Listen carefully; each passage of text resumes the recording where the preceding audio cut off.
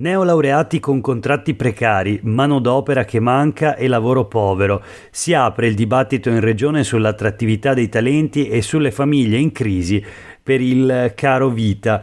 Il professor Gubitta dell'Università di Padova dice che il differenziale retributivo è un problema, ma ci sono aziende che affiancano componenti non monetarie. La laurea non basta e sui profili introvabili va allargato il dialogo. Dall'altra parte, Christian Ferrari, componente della segreteria nazionale della CGIL, già segretario generale della CGIL del Veneto, dice che rinnovare i contratti è una priorità e che sulla paga minima deve decidere il Parlamento, quindi sì al salario minimo. In Italia c'è una questione salariale che va affrontata. Meloni non affidi missioni impossibili al CNEL, ma investa sui rinnovi contrattuali. Questo è Sveglia Veneto, il primo podcast dedicato all'informazione vista da nord-est. Io sono Jack Calcetto, oggi è lunedì 4 settembre 2023. La prima notizia del giorno riguarda la sfida dei salari. Questo è il titolo sul Mattino di Padova di oggi. Lo sviluppo a ostacoli in Veneto, con l'intervista doppia firmata da Laura Berlinghieri e da Albino Salmaso, rispettivamente a Paolo Gubitta, docente di organizzazione aziendale dell'Università di Padova, e a Christian Ferrari, componente della segreteria nazionale della CGIL. Il primo dice: il confronto tra atenei e imprese è costante, ma va coinvolta tutta la filiera della formazione. Il secondo: le grandi partite da vincere sono quelle contro la precarietà e la perdita del potere d'acquisto. In particolare, secondo il sindacalista, il salario minimo legale di 9 euro l'ora, auspicato dal 75% degli italiani, va deciso in Parlamento. In Italia c'è una questione salariale grande come una casa. Dopo l'introduzione dell'euro, gli stipendi sono scesi negli ultimi 20 anni come potere d'acquisto reale. La retribuzione media nel nostro paese si aggira tra i 22.500 e i 28.000 euro l'anno.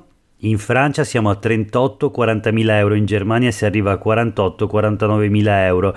La fiammata inflattiva del 15% dell'ultimo biennio, con la stangata sull'energia, sulla benzina e sul carrello della spesa, ha impoverito le famiglie, e per far ripartire i consumi bisogna in primis rinnovare i contratti. Da questo punto di vista siamo parecchio indietro se si considera che l'Istat spiega che il 50% dei contratti nazionali è in attesa del rinnovo. Il tempo medio si aggira sui 24 mesi. Paolo Gubitta, sull'altra colonna della stessa pagina del Mattino, spiega invece i problemi del mercato del lavoro in Veneto. Da un lato le imprese lamentano l'assenza di manodopera, dall'altro però appena il 60% dei neolaureati veneti riesce a ottenere un impiego entro un anno dalla laurea. 3 su 4 hanno lavori precari, il primo stipendio medio oscilla tra i 1.000 e i 1.300 euro. Non è un controsenso? Chiede la giornalista Laura Berlinghieri. Risponde il docente Gubitta: non sono dati che mi sorprendono, è vero, con un numero ridotto di persone disponibili sul mercato del lavoro dovrebbe aumentare il matching, ma il lavoro non è una merce come le altre. Le persone, quando accettano un impiego, accettano un lavoro che ha un determinato contenuto, che si svolge in un certo contesto, che offre determinate prospettive e garantisce una certa retribuzione. Quindi non dobbiamo stupirci del disallineamento in sé, ma dobbiamo stupirci quando questo è troppo elevato. Peraltro, parlando di retribuzione, bisognerebbe distinguere tra laureati alla triennale e alla magistrale e poi 3 tipi di contratto. La retribuzione per un indeterminato è più alta di quella per un assegno di studio. C'è comunque un problema sui livelli retributivi anche secondo il professore dell'Università di Padova, perché se un neolaureato padovano guadagna in media 1.380 euro al mese, significa che il titolo di studio non si riflette immediatamente in un differenziale retributivo. È un problema soprattutto in Italia, paese che paga mediamente meno rispetto ad altri. Però ci sono anche aziende che alla retribuzione affiancano corsi di formazione di lingua, la possibilità di crescita in team, componenti non monetarie della retribuzione che vanno considerate.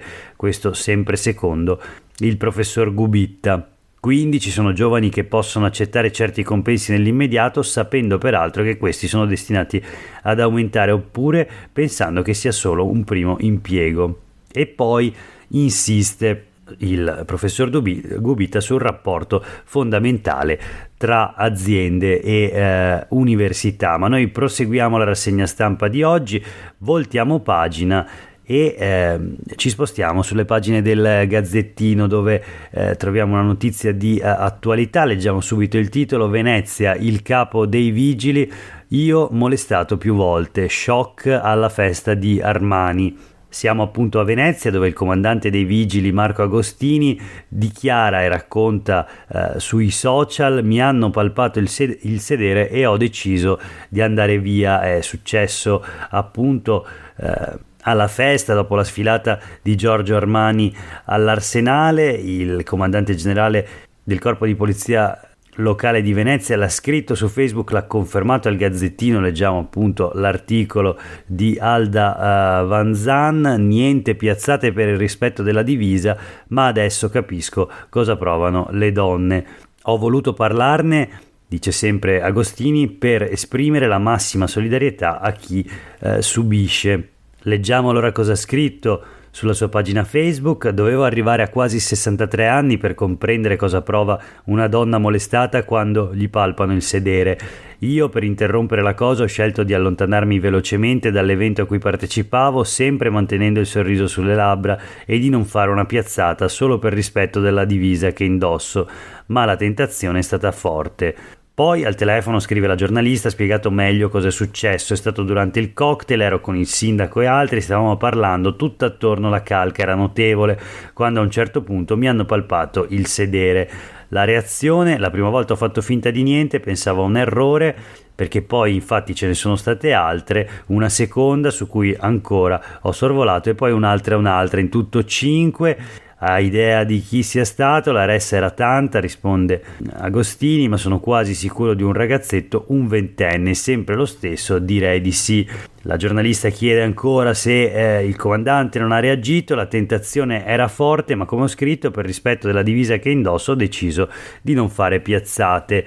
Alla festa di Armani Agostini indossava quella che si dice la divisa di gala con i gradi e le spalline, e lì per lì non ha parlato con nessuno. Dice anche che gli dispiace di essersi allontanato senza dare spiegazioni, stava parlando con il sindaco e altre persone, ma non poteva tollerare altro e quindi non voleva fare scenate, perciò non gli restava che andarsene.